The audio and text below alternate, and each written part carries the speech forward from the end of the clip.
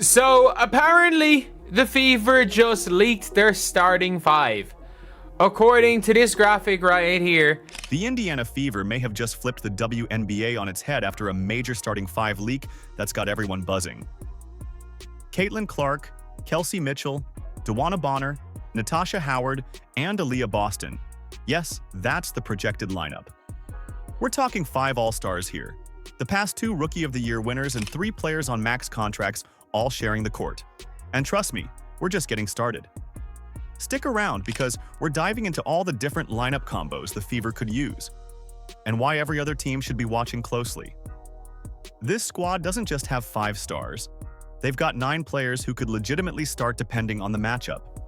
And later on, Stephanie White reveals the type of offense she plans to run to manage all this talent. And yeah, this is apparently what it's going to be.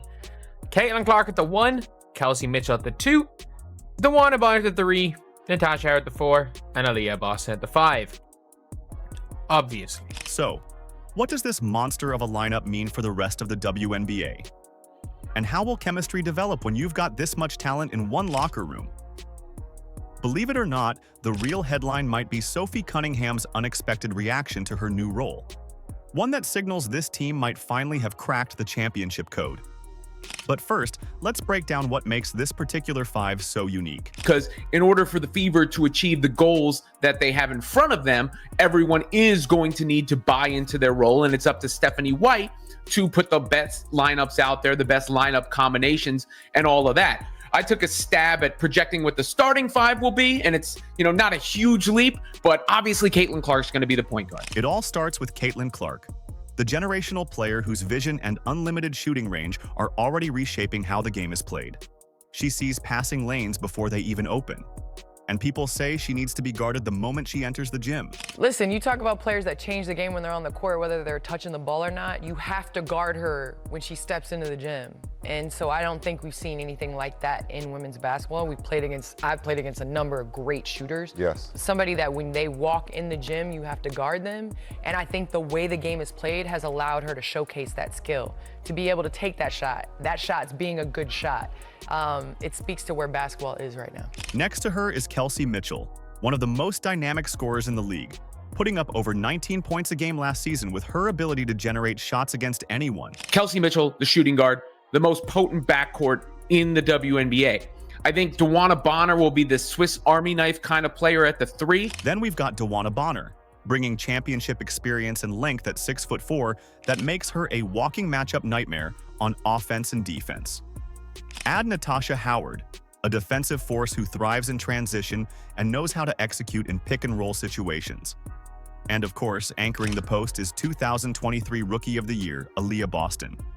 Her footwork, strength, and high IQ in the paint make her a problem for anyone trying to defend her. Natasha Howard fills that hole that they had at power forward, especially they were lacking somebody who could run the floor, catch, and finish. Aliyah Boston is the center who doesn't hunt for shots but can be a key cog on both ends. This lineup works like a symphony.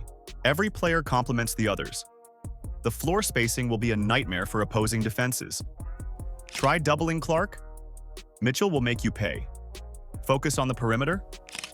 Boston goes to work inside. Collapse on the inside. Clark, Mitchell, Howard, and Bonner can all hit threes. The blend of scoring, playmaking, and defense makes this starting 5 nearly impossible to guard straight up. It was already tougher to load up on Kelsey Mitchell last year because Caitlin Clark was there. And when Kelsey's able to get out in transition, she's so fast. And when she's able to take you one-on-one, there ain't much you can do. And let's not overlook the budding connection between Clark and Boston. These two could become the WNBA's most dangerous young duo. Boston's screens and rim rolls combined with Clark's laser-guided passes. That's a highlight reel waiting to happen. Their chemistry is only going to grow, and they've already got the tools to be one of the best tandems we've seen in years. Don't take it from me, even Stephanie White is singing their praises, already calling them a future all-time duo. When you think about the great point guards and post players that our game, not just our league, but our game has seen, they are going to go down in history as the greatest. And I'm excited about the opportunity to work with them. I'm excited about the opportunity that we have to build from those starting points and build out, and for the longevity that those two could have in Indiana, in Indianapolis, and hanging banners in this building. Together, this group of 5 brings over 80 points per game from last season. With Clark orchestrating the offense, expect everyone's efficiency to rise. The Las Vegas Aces and New York Liberty should take note. The Aces' smaller lineup may get punished inside, and the Liberty's defensive rotations will be stretched trying to cover all 5 weapons. This isn't a build-for-the-future team anymore. The Fever are trying to win right now. Be Cunningham, the first player off the bench to provide lineup versatility and shooting. Either way, there are a lot of options. But don't sleep on what might be Indiana's biggest X factors: Sophie Cunningham and Lexi Hull. Sophie's response to coming off the bench? Pure class. No ego, no frustration, just excitement to support Clark and contribute however she can. That's not just rare in professional sports. It's nearly unheard of. So I saw Sophie Cunningham talk about how she is thrilled to join a supporting role next to Caitlin Clark and that she's playing on a stacked Fever squad. Think about it. How many times have we seen veterans fight against a bench role? Allen Iverson refused it with Memphis and walked away from the game. Carmelo Anthony clashed with the Rockets when his role didn't match his expectations. In contrast, Cunningham's complete buy-in could be the culture glue that holds this team together. It's a sacrifice that may end up being the key to their success. It's Sophie Cunningham, who I mentioned before, who I do think will be the first player off the bench because of all of the things she can bring to the team, where they can go small with her and spread the floor. I mean, you can go real small. You could play Howard at center and Cunningham at the 4, something like that. Really space the floor out and give teams a different look. She can play a traditional spot on the wing, of course, and she has a little bit more, I think they're listed at the same height, but she has a little bit more length and size, I believe, than Lexi Hull. And that's, another shooter out on the floor. Championship caliber teams are built on more than just talent. They're fueled by players who fully embrace their roles. And that's exactly what makes Sophie Cunningham so valuable to the Indiana Fever. Her unselfish mindset signals a major cultural shift happening in Indiana, one where personal stats take a backseat to team success. It's the kind of attitude head coach Stephanie White needs to take this collection of stars and mold them into a true title contender. Cunningham's ability to guard multiple positions, shoot from deep, and bring relentless energy off the bench gives Indiana an edge most teams don't have. As the projected 6th woman, she brings the kind of skill that could easily be starting on other teams. But instead of pushing for the spotlight, she's laser-focused on what helps the Fever win. That kind of self-awareness and maturity is rare and essential for any team with championship aspirations. And then there's Lexi Hull, who was relied upon a little bit too much a season ago. Lexi's a little undersized to guard some of the players that she had to guard and would get in foul trouble. And when she got in foul trouble, it was really debilitating for the team. Now I think she can bring that energy all the time and not have to worry about the foul trouble because of the lineup versatility that they have. For Lexi, the key is, can she continue to hit at the clip from 3 that she did the second half of last season? And she's got to get better at finishing around the cup. I mean, that's an area of improvement. Lexi Hull adds even more firepower to the bench unit. She's a gritty defender who brings full court pressure and never takes a play off. Need someone to shut down an opponent's top scorer? Hull's your answer. Need someone to space the floor? She quietly led the entire WNBA in three-point shooting percentage last season.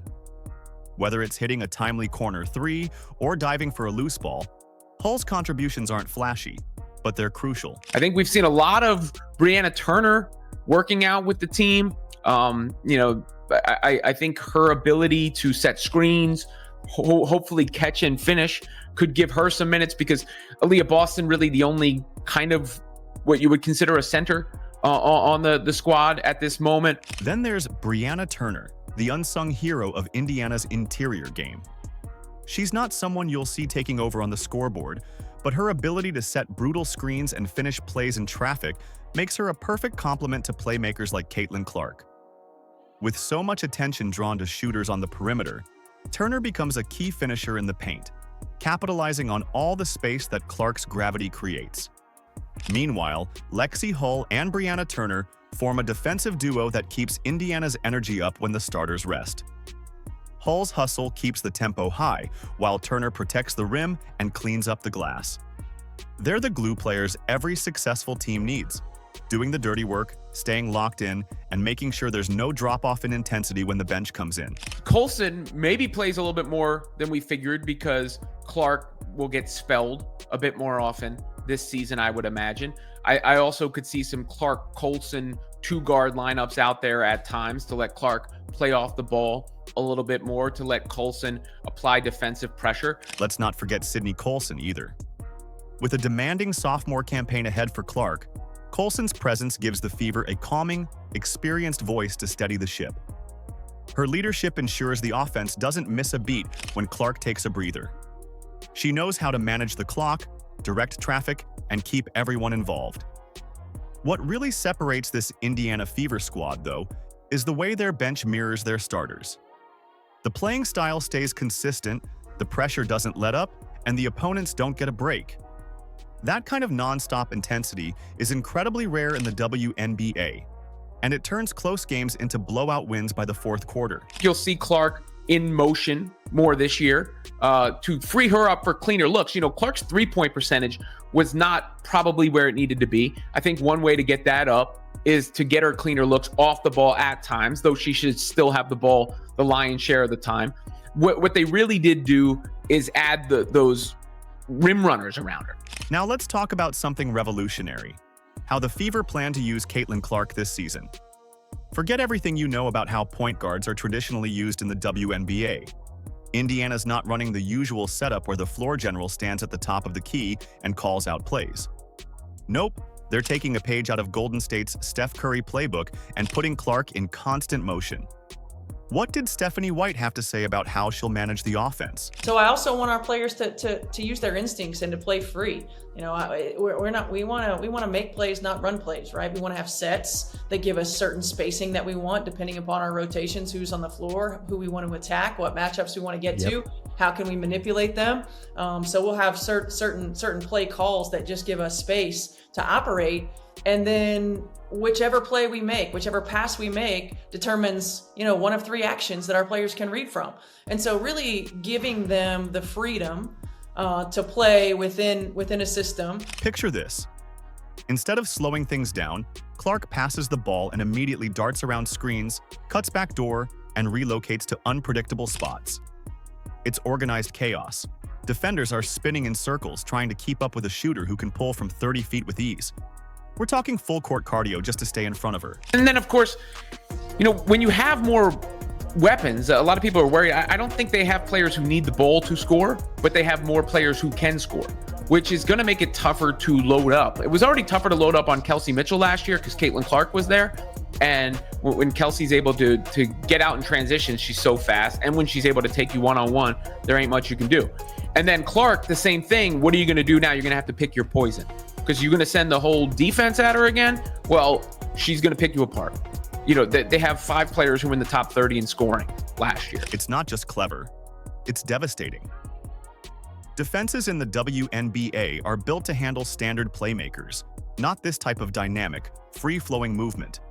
And with teammates like Natasha Howard and DeWanna Bonner, who excel in transition and cutting to the rim, the system becomes nearly impossible to stop.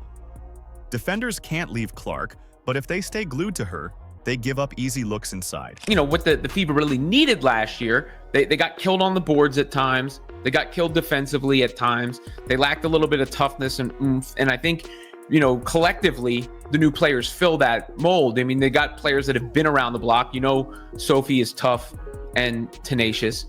You know that DeWanna Bonner has been in every situation imaginable, right? So all of that is huge. Same with Howard. You know, that experience, that's something Sydney Colson talked about, who also has the experience. Everybody that's coming in is having the experience, and it's not often you see such a drastic overhaul. And it gets even trickier. When Clark moves through the paint, Howard and Bonner time their cuts to perfection. If defenders switch or hedge, they're punished immediately. And let's not forget Hull and Cunningham, lethal shooters who space the floor and punish any help defense that dares to sag. This year, I basically said there were 4 reliable players in Clark, Mitchell, Boston, and Hull. Everybody around that has been reconfigured, and the coach. And, you know, the coach has familiarity with Bonner. She also has familiarity with how to guard Caitlin Clark. Together, the Indiana Fever's offensive system isn't just effective, it's downright scary. This is no ordinary lineup. It's 5 real scoring threats all moving in sync, constantly switching spots and capitalizing on every defensive mistake. Simple pick and rolls? Now they turn into unpredictable actions with 3 or more scoring options. Basic dribble handoffs? They evolve into sudden backdoor cuts and surprise drives. Every piece of this offense is tailored for versatility and chaos, and defenses won't know what hit them. And as much as the starting 5 is pretty much dead set right now, I could potentially see one of Sophie Cunningham or Lexi Hull maybe breaking into that starting lineup. I could see that happening at different stages during the year. But while fans are salivating over the new scheme, one curious roster move has gone largely unnoticed, and it might be more important than people realize. That's the unexpected exit of Temi Fagbenle. Anyone paying attention saw Temi in team photos with coach Stephanie White during off-season workouts. Normally, that's a clear signal a player is part of the plan. Even more puzzling, Temi started in the playoffs last season and played a critical role in both defense and rim running. So when the Fever submitted their protected list for the expansion draft, and Temi wasn't on it, despite having 6 available slots, heads turned. Do we not remember with Temi? Do we not remember they had a picture of Stephanie White with 6 players? And they were allowed to protect 6 players, and it was Temi as one of the 6? Do we not remember that? Turns out they protected Dantas instead of Temi. Instead, Indiana chose to protect Damiris Dantas. So what gives?